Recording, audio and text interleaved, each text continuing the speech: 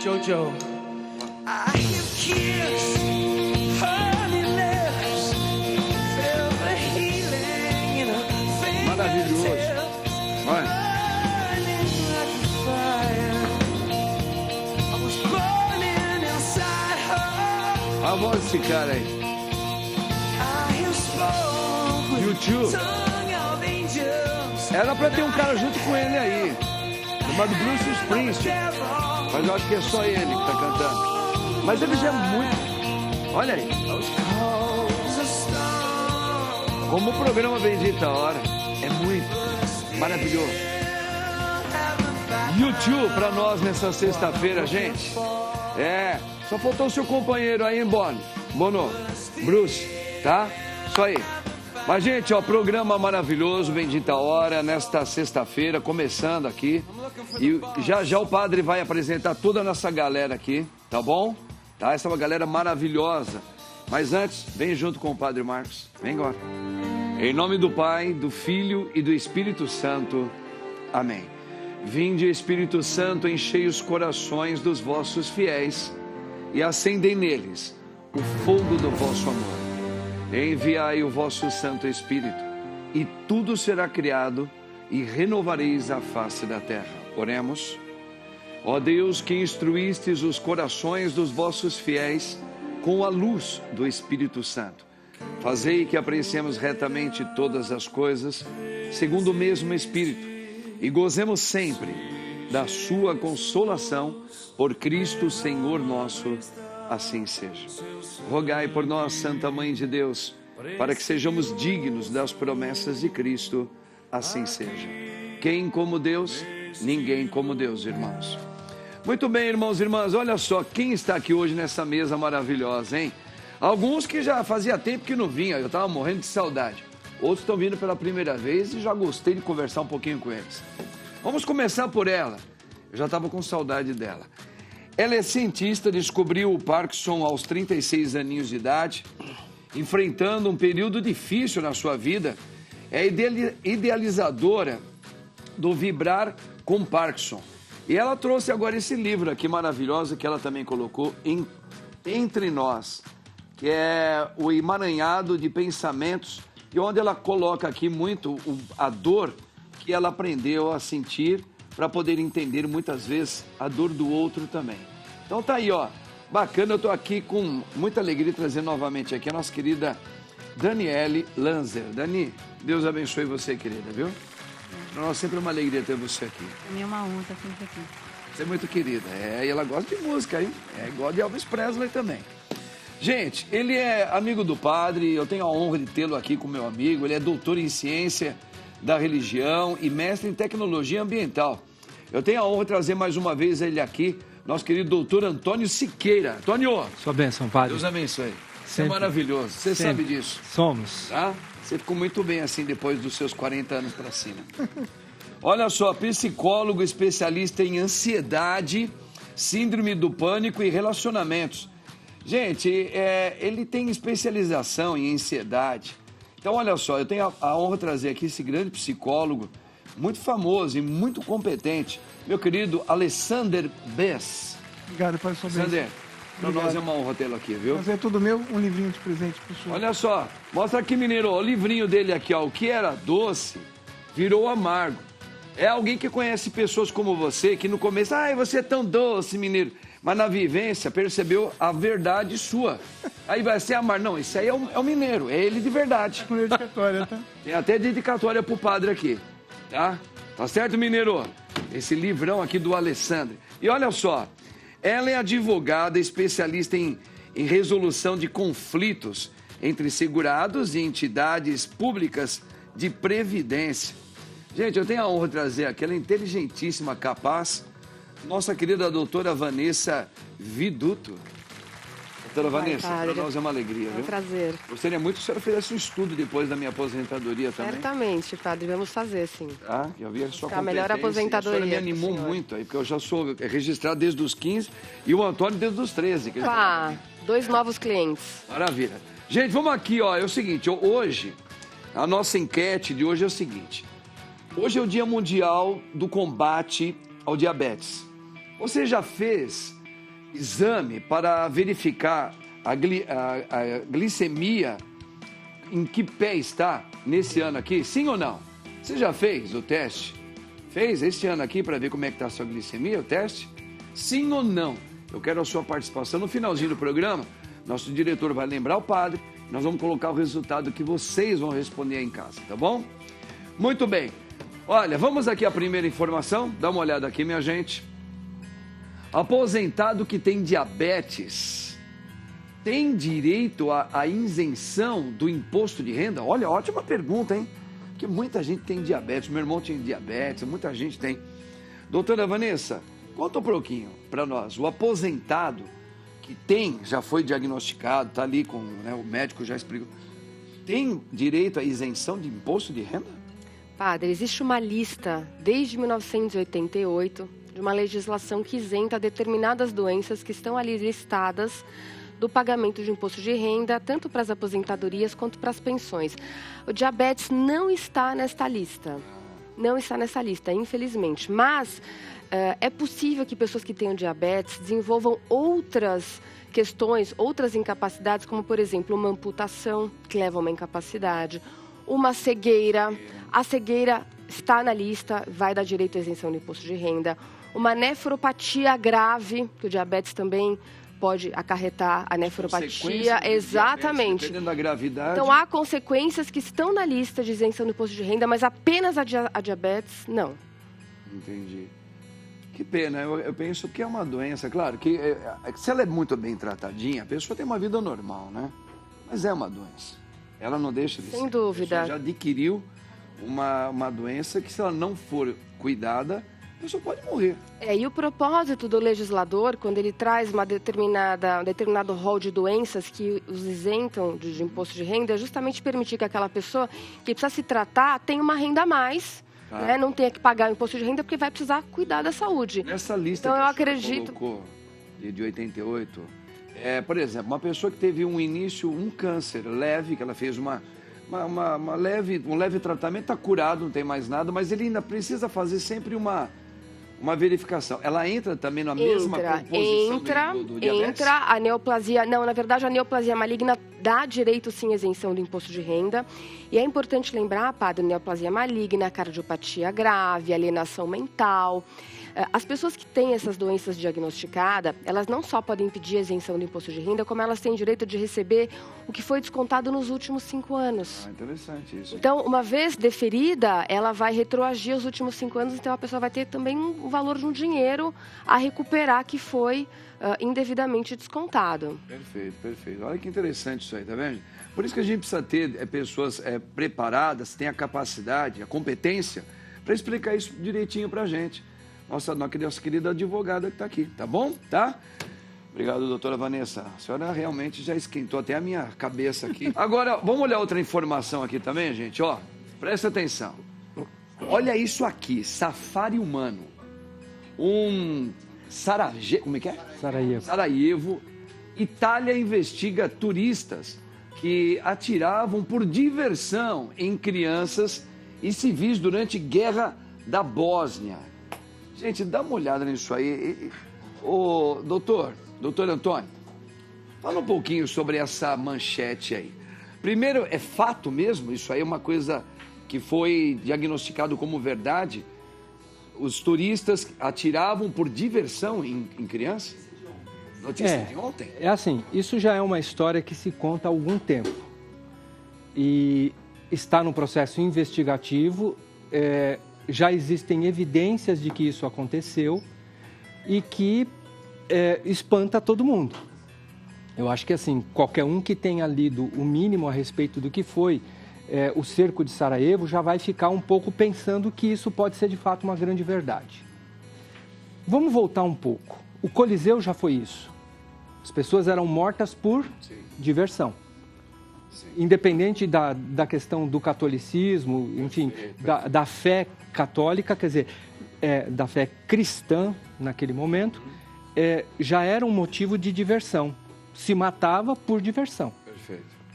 Existem pessoas que matam por diversão. Ele pode ser uma pessoa comum, pode ser um policial, ele pode ser quem for. Tem gente que faz isso por diversão. Aqui foi um pouco pior.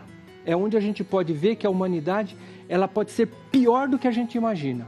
E eu preciso me vigiar, como qualquer um precisa se vigiar, para não chegar numa situação como Nós essa. podemos também chegar. O que se fazia? Se divulgava essa possibilidade, mais ou menos R$500 mil. A pessoa era trazida até um determinado ponto e lá desse ponto ele era transferido por umas colinas que ficavam perto de Sarajevo. Sim. E lá eles ficavam com rifles de alto alcance e ficava lá se divertindo, matando pessoas, principalmente numa determinada localidade ali. E os principais objetivos eram, de fato, um safari humano, matar pessoas, e tinham uma bonificação, eles pagavam um pouco a mais para poder matar criança. Agora, existe alguma pesquisa em cima disso, Antônio, que não justifica separar os grandes dos pequenos, os ricos dos pobres? Por que essas crianças? Essas crianças são oriundas de que realidade social? Por exemplo, para que elas pudessem ser essas chamadas vítimas trazidas. Não, é apenas porque tinha lá uma circunstância objetiva, né? Ou seja, tinha uma guerra, nessa guerra essas pessoas que eram médicos, advogados e etc., que vinham dos Estados Unidos, do Canadá, que vinham da própria Itália, quer dizer, saíam da própria Itália para ir lá para a Bósnia.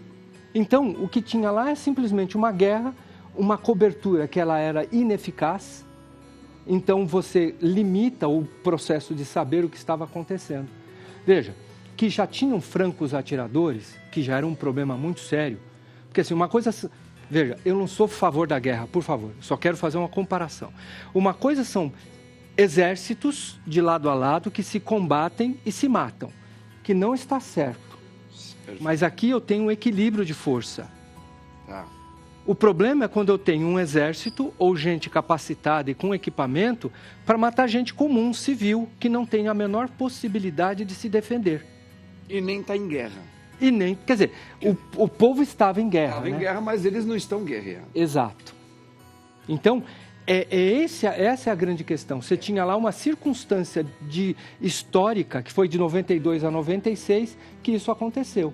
Mas se a gente fosse esmiuçar isso tudo, essa indignação que a gente tem dessas questões humanas, a gente não precisa ir muito longe, ela não é muito diferente, apenas com rótulos diferenciados.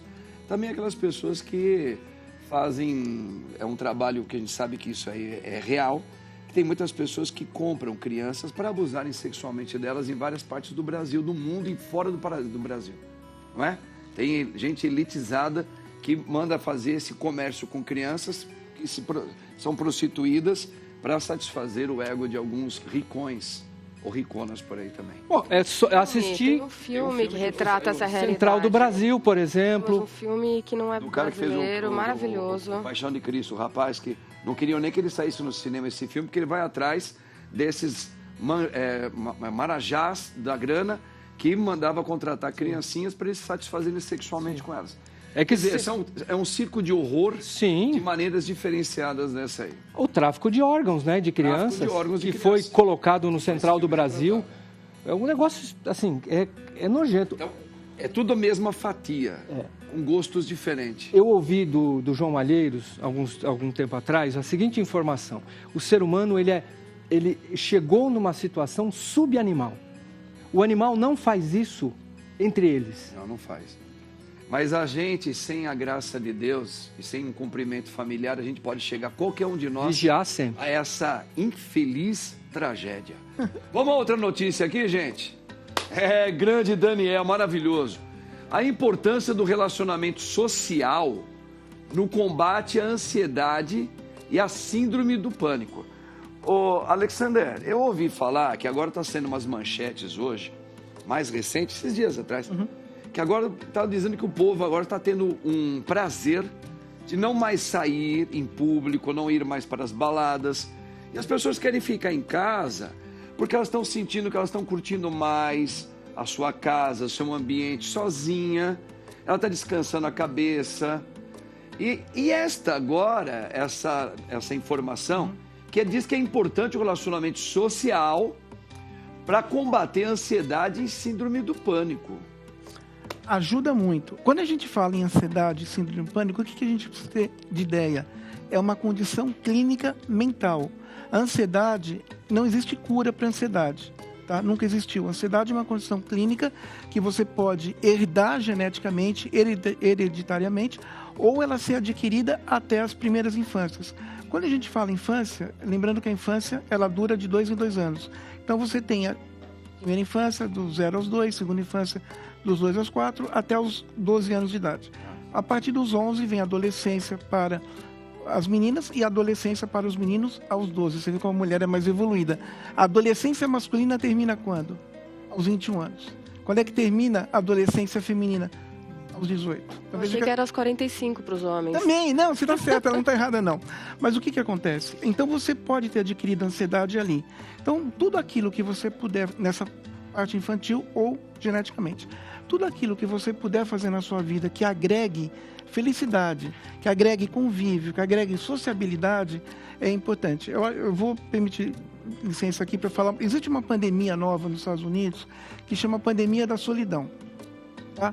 Isso já é um fato retratado, onde 50% da estrutura americana das pessoas mental tem. O que é a pandemia da solidão? Eu falo com o senhor, eu falo com a doutora, eu falo com ele, com ela.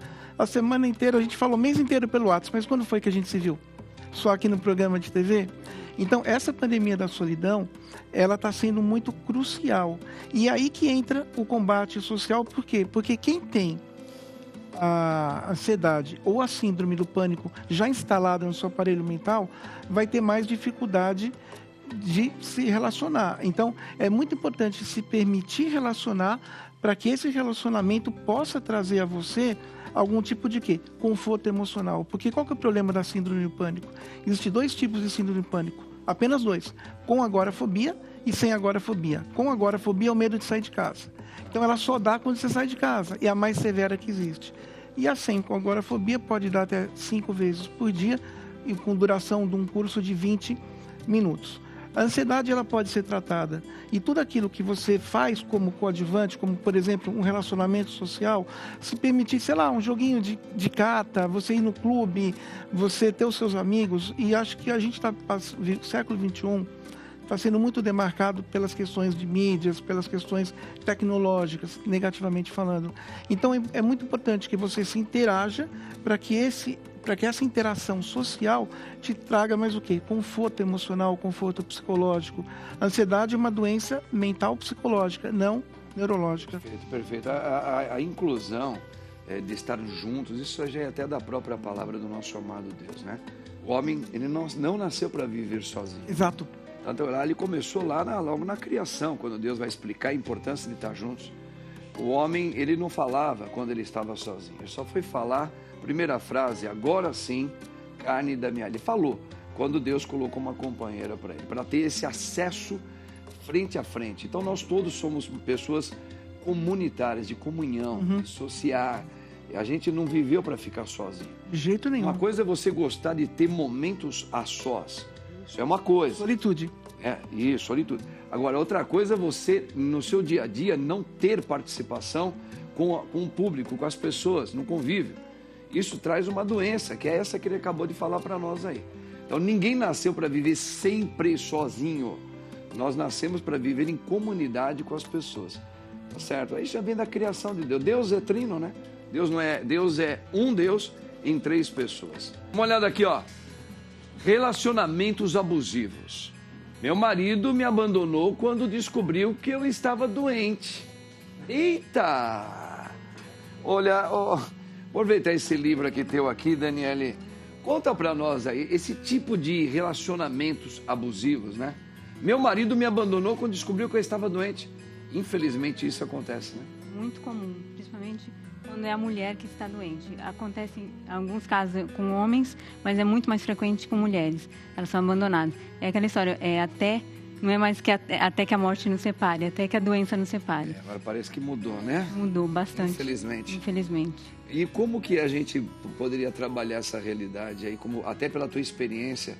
Você também já teve relacionamentos. Você é uma moça bonita, que desde os 36 anos você vem lutando com a questão do Parkinson. 29. Nessa Eu época você demorei. namorava? Só por uma curiosidade. Era casada. Você era casada? Casada. E aí, o que ocorreu depois disso? Foi um Seu companheiro... um processo bem difícil, complicado. Agora a gente está em divórcio litigioso. Então, não posso falar muita coisa, né? Mas, no fim, acho que o relacionamento ia acabar. Na verdade, a doença de Parkinson foi só um catalisador. Acelerou esse processo. Entendi. Mas, assim, eu recebo relatos de muitas mulheres, né? Por causa do projeto, falando, né? Contando as suas experiências, que é muito difícil mesmo. São histórias muito parecidas, de vergonha, né? O companheiro sente vergonha, deixa de sair, começa a colocar culpa nas esposas em relação a diversas coisas, e é bem difícil mesmo. Na verdade, assim, eu acho que os relacionamentos, principalmente quando é um relacionamento não de amizade apenas, mas de marido e mulher, ele está embasado numa questão que entra muito aí, entra de uma espiritualidade também. Por exemplo, dentro da espiritualidade fé católica, quando o homem e a mulher eles se casam, eles são elevados a um sacramento que existe uma promessa a Deus que eles estarão juntos nessa possibilidade, na alegria, na tristeza, na saúde e na doença. Mas não na doença. Porque assim, o verdadeiro amor perante os judeus, eles casavam, até hoje eles dizem que eles têm essa mentalidade cultural, os judeus, entre eles, quando se casam. Eles não se casam por um apaixonamento primeiro, físico, né, do corpo, mas por aquilo que a pessoa tem, afinidade, fé também, etc. e tal. E eles são capazes de suportar qualquer coisa, porque eles casaram com essa chamada maturidade no pensamento deles. Infelizmente, dentro do cristianismo também é dentro desse parâmetro. Mas hoje, viver marido e mulher, parece que realmente as pessoas elas estão mais preocupadas no seu bem-estar, enquanto você pode me dar algo que para mim me satisfaz. Enquanto você ainda é jovem, aí eu fico pensando, porque isso não é muito escandaloso. Porque se um homem ele vive com essa mentalidade, enquanto você é jovem e está muito agradável, eu estou com você. A partir do momento que você se torna mãe, vem uma flacidez, vem um momento que você precisa ser preservada por uma pequena enfermidade, até no momento da gravidez, você já não serve para mim, porque eu preciso ter relações que me satisfazem. Então isso não é amor, isso não é relacionamento, isso não é vocação, é vaidade, é egoísmo, e é uma questão cultural que o mundo está colocando como se fosse algo descartável. Olha, seja feliz, tenha uma psicologia livre, faz o que você quer. E a família virou um racho. Virou algo volátil, assim, sem importância. Sem importância. Tanto que assim, as mulheres que são têm uma idade mais avançada, continuam casadas. Isso tem acontecido muito com mulheres mais jovens. É muito frequente. Com as mulheres mais vividas, elas conseguem ter essa... Tem a questão cultural, né? Que é o relacionamento estável de muitos anos. Então, não separa. Separa. Tá certo? Porque ainda tem uma crença, sabe? O para quê daquilo tudo, né? Exatamente. Tá vendo, gente? É isso aí. É isso aí que a gente vem aqui na nossa grande luta, né? Fé e essa cultura que a gente está vivendo. Parece que a gente está vivendo uma loucura em querer viver a fé hoje. Não é? Infelizmente. Ela tinha me perguntado, desculpa, a relação do Parkinson com a ansiedade. Doutora, extremamente íntima. Uma relação a qual a ansiedade ela vai piorar o seu quadro clínico. Então ela vai te deixar mais excitada, negativamente falando, mais apreensiva, e essa apreensão vai virar uma bomba d'água, um ciclo onde uma sintomatologia vai piorar a outra. Então é muito complicado. Quando você tem uma patologia orgânica, você pode desenvolver uma ansiedade, mesmo que você não tinha essa ansiedade lá atrás, você desenvolve essa ansiedade por causa da sua patologia orgânica. E às vezes até a medicação também pode favorecer isso, né? Sim, e fora todo o estresse matrimonial que você teve, e parabéns pela jornada de luta, que eu tenho certeza que não é fácil. Tá vendo, gente? Olha aqui, gente, ó, como se preparar e dar entrada na aposentadoria. Isso aí me interessa a mim, há muito... Ó, os veinhos aqui, veinho de 50 a mais que eu e ele aqui, ó, veinho. Tem um lá, Como é que a gente precisa fazer para se preparar para dar entrada na aposentadoria, doutora? Essa pergunta é muito importante, padre. Bom, em primeiro lugar, o trabalhador, o segurado, deve reunir os documentos da sua vida laboral. Carteira de trabalho, contratos de trabalho, se tiver olerites antigos. Busca reunir toda a documentação. Isso ajuda muito, né? Isso ajuda muito a agilizar e evitar problemas. Reunida essa documentação, é importante que o trabalhador entre no Meu INSS, que é o site do INSS. Ele vai entrar, o login é o seu CPF e a senha é a senha Gov. E com esse login e CPF, ele vai acessar o extrato de vínculos e contribuições. E vai fazer a conferência desse documento, porque esse documento é um espelho de todas as contribuições e dos vínculos que aquela pessoa teve ao longo da sua vida de trabalho. Não pode errar, não? Ele pode errar. Ter computado alguma coisa lá. Então, exatamente por isso que é importante você fazer a consulta nesse extrato de vínculos e contribuições e verificar, porque tudo deve estar registrado ali. Então, você vai verificar se todos os seus empregadores fizeram o devido registro, fizeram os recolhimentos, se está ali cadastrada a data de entrada e saída de todos os empregos, porque esses são entraves que você pode antever e corrigir antes da entrada na sua aposentadoria. Por isso que é importante você estar com a documentação para poder fazer essa conferência. Perfeito. Feita essa conferência, se você constatou algum erro, alguma falha, alguma falta de data de saída, alguma ausência de contribuição, é possível corrigir. Como é possível corrigir? Você pode diligenciar na empresa onde você trabalhou, pedir uma cópia do livro de registro. Você pode, em qualquer agência da Caixa Econômica Federal, pedir um extrato da conta vinculada daquele período. Ali vai sair data de entrada, data de saída, todos os depósitos de fundo de garantia. Essa é uma prova que o INSS reconhece e admite para correção de dados. Enfim, feita essa conferência, você vai então simular a futura aposentadoria. E por que é importante simular a futura aposentadoria? Isso pode ser feito no próprio site do Meu INSS ou através de um profissional especializado da sua confiança. É importante simular porque a gente tem, em novembro de 2019, foi aprovada uma reforma que trouxe 5 regras de transição. Então, nós temos 5 novas regras de transição, 2 regras permanentes e regras antigas, anteriores à reforma, que estão garantidas pelo direito adquirido para quem já tinha tempo de contribuição antes da reforma. O sistema, esse Meu INSS, vai simular e vai te mostrar ali quais são as possibilidades das regras que você vai se enquadrar. Então, você vai entender qual é o melhor momento e qual é a melhor regra para você acessar. E essa informação é de suma importância para que você não tenha uma aposentadoria num valor inferior ao que você pode. Para a população, para nós, é nós termos, contratar uma pessoa, um profissional como você, que tem todo esse conhecimento, porque o povo não tem tanto essa gingada de fazer, olha, agora uns são mais fuçadinhos e vão, outros precisam ter um apoio. Eu acho que seria...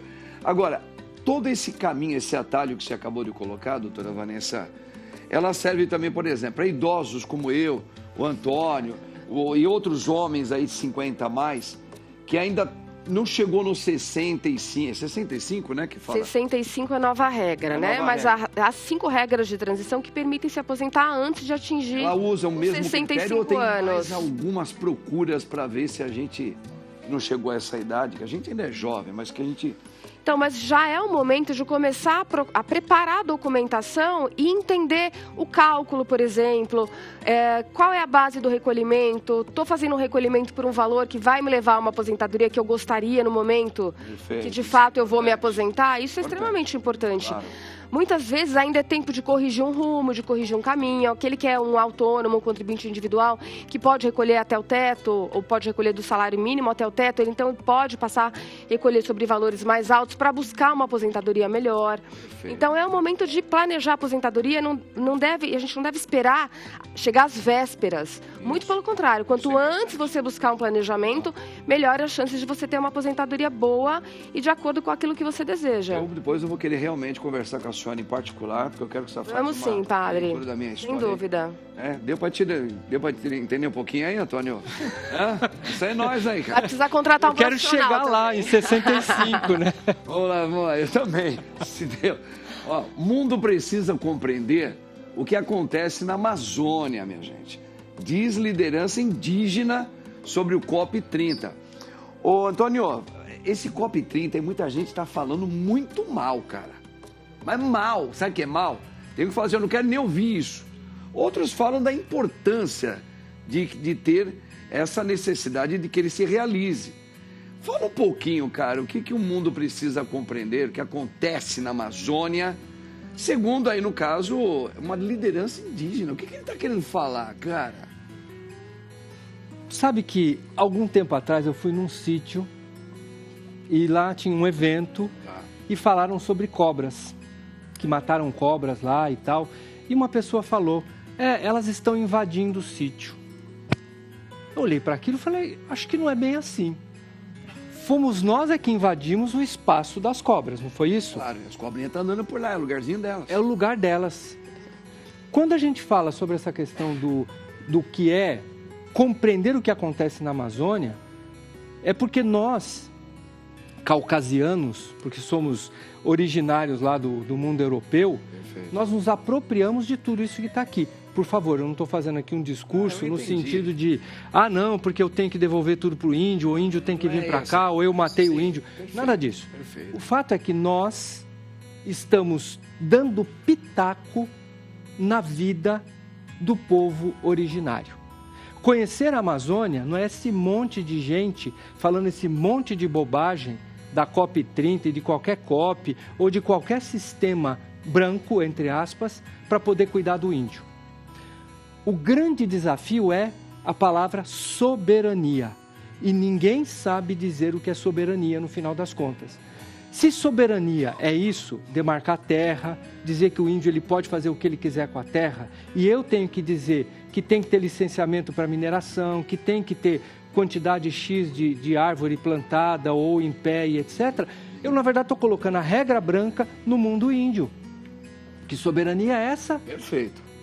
Quando a gente pega um índio americano, estadunidense, porque agora é uma bobagem gigante aí, né?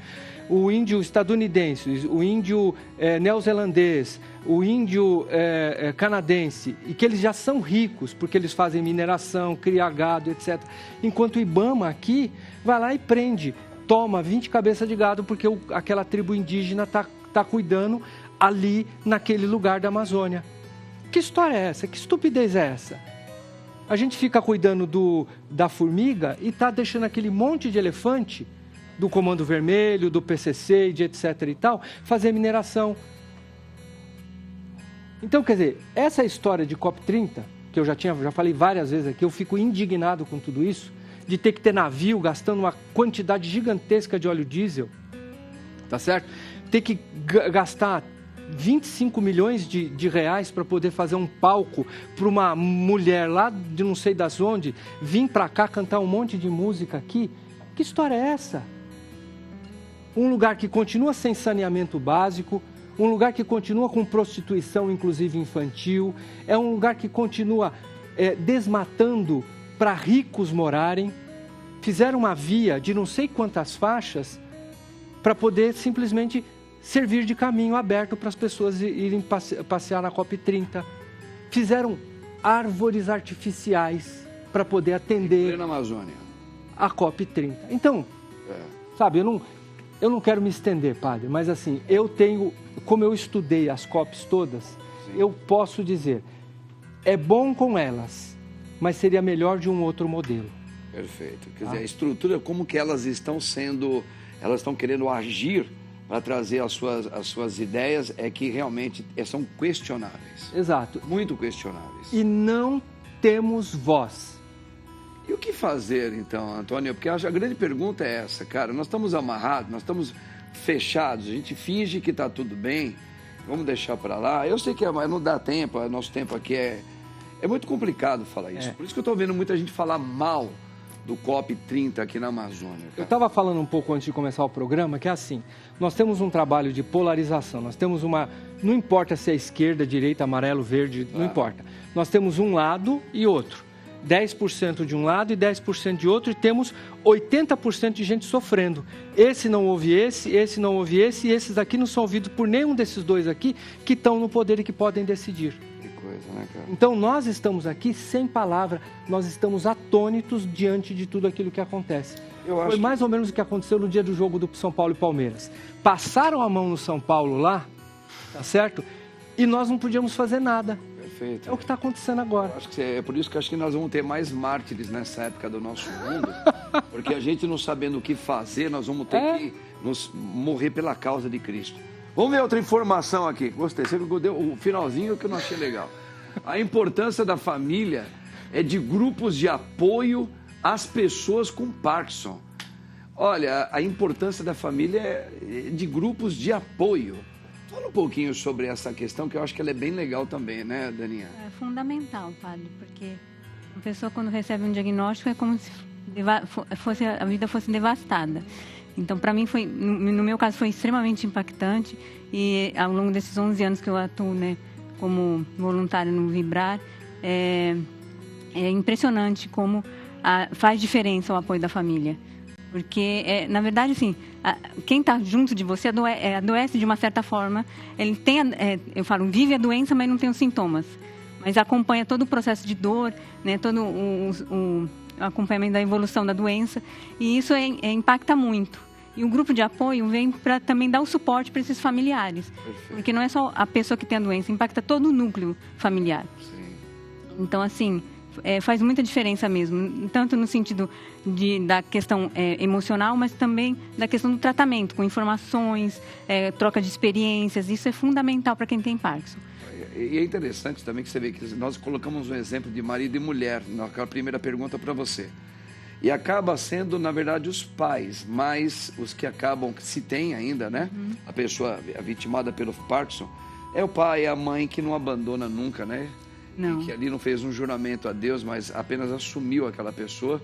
E quando ela fica doentinha, às vezes o pai e a mãe é o primeiro a falar assim: pai vai estar sempre com você, filha. Exatamente. Às vezes o marido já está lá do outro lado com outra família. Exatamente. Tá? E a mãezinha dela está aqui. Mostra a mãezinha daqui, a da Dani. Ó. Tá vendo? Ela sempre ao lado da filha, que ela também tem a vida dela, tem a família dela, mas tá aqui, não abandonou a filhona, não.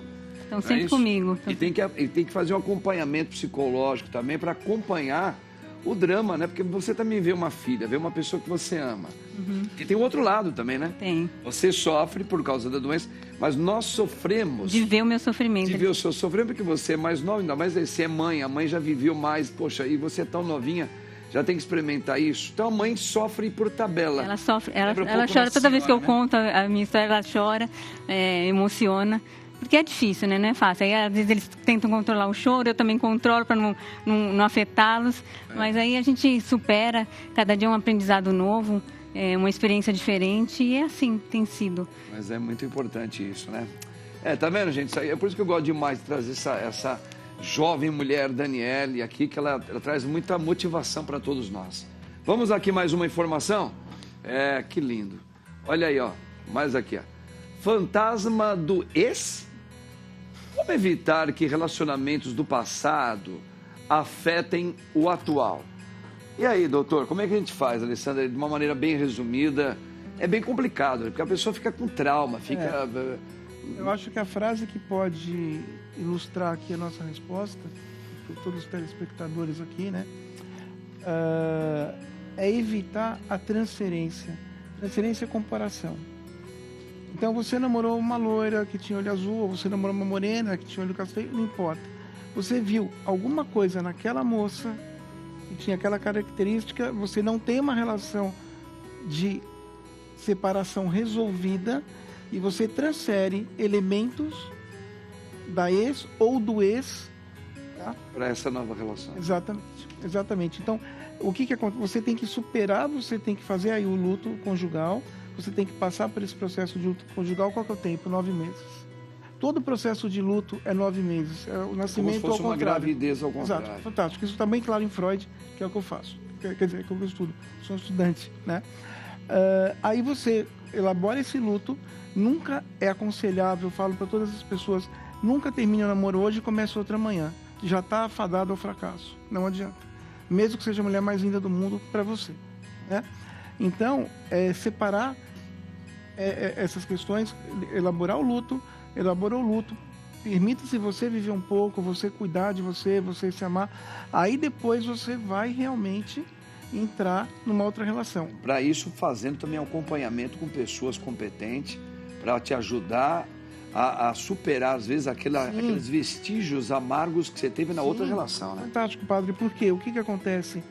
O sofrimento humano é muito duro, não só o sofrimento dela, uma questão neurológica, mas o sofrimento sentimental também machuca muito, claro. E a gente falou um pouquinho de pânico lá atrás. Quando você tem uma separação, tá? Exceto em relacionamentos tóxicos ou em relacionamentos abusivos, essa separação é entendida como um processo de óbito em vida. Né? Tem uma advogada aqui que sabe muito bem o que eu estou falando.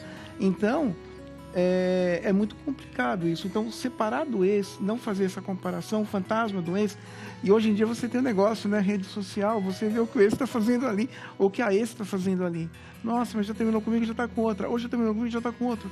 Então, assim, tentar viver a sua vida e não a vida do ex. Agora, quando tem filho, complica mais ainda, porque o fantasma está ali, presente, né, nos dias de visita, aquela coisa toda. Se puder viver harmoniosamente com o ex, já é uma grande coisa saber, nossa, será que é meu amigo ou é meu amigo superficial? É mais ou menos isso, padre. Resumindo, tentar não fazer a transferência, tentar procurar, depois que você tiver resolvido com você, pessoas que sejam oposto, não só fisiologicamente, mas mentalmente, da outra pessoa, aí você consegue. Perfeito. Olha, que pena que eu queria ouvir muito mais aí o que o nosso querido Alessandro fala, que ele fala tão bem. Obrigado. Nossa pesquisa aí, eu lembro sobre isso. Você fez o exame aí para verificar a glicemia? 68,8 diz que sim. E 31,3 diz que não. Gente, que pena, nosso programa acaba muito, bem na hora que as conversas estão pegando calor, né? Olha, você promete que vai voltar, Alessandro? Prometo. Olha, eu agradeço imensamente ao senhor que eu tenho aí a sua bênção, eu acho que isso é importantíssimo. Dúvida, eu sou um católico fervoroso. Maravilha. E parabéns à mesa, excepcional, a história dela, ainda a competência dela, o nosso amigo ali. Obrigado, cara. Né? Obrigado mesmo pela sua e agradeço a Espero produção. que você volte aqui, viu? Também está aqui, obrigado. Doutora Vanessa, depois eu vou te procurar, quero que você faça né? Com certeza, Bom, padre. para nós é uma grande alegria. É um grande prazer, aprendo demais aqui com todos. Maravilha. Você vai comigo lá depois falar com ela para a gente ver que negócio nada? Ó, Daniele, você sempre é um exemplo para todos nós. Eu adoro vir aqui, eu sou muito acolhida, que é muito bom. Você é uma inspiração para todos nós, viu? Pode ter certeza. O padre gosta demais de você. Tânio, Deus te abençoe. Não falar, né, cara? Muito obrigado. Fazer um programa só eu e você vai ver que a audiência é lá em cima. Manda a gente embora. Ó, que Deus abençoe você, um final de semana abençoado. E domingo na missa, hein? Que Deus abençoe em nome do Pai, do Filho e do Espírito Santo. Amém. Tchau, meu povo. Aí, ó.